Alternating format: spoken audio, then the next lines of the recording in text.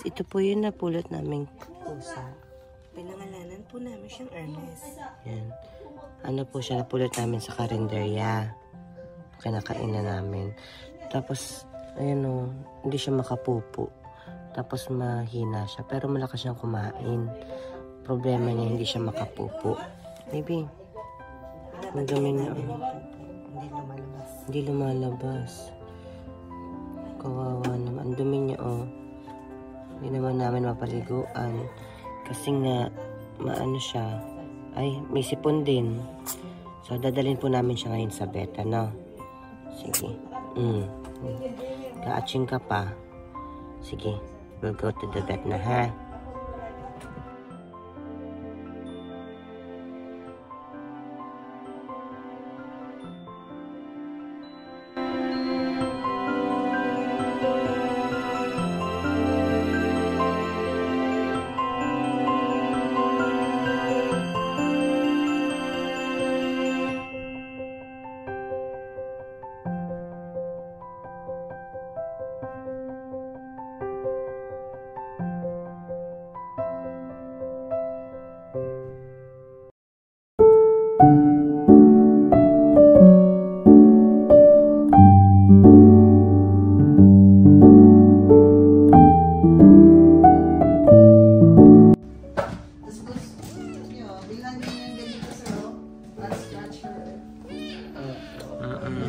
Ang dungis mo, ang baho mo pa. Maganda na yan pag matulan, tas vitamin D. Tapos pag naligo na ito. Namin eh.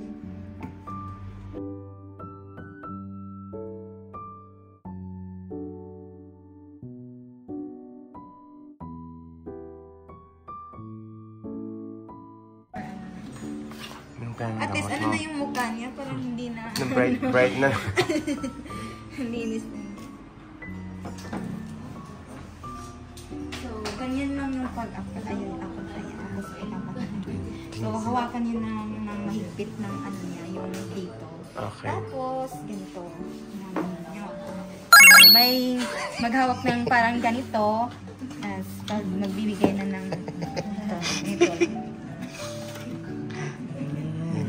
Igpitan nyo lang para hindi kayo makagat or ma-scratch. Ganon. So, i-pinch nyo yan, tapos ibibigay.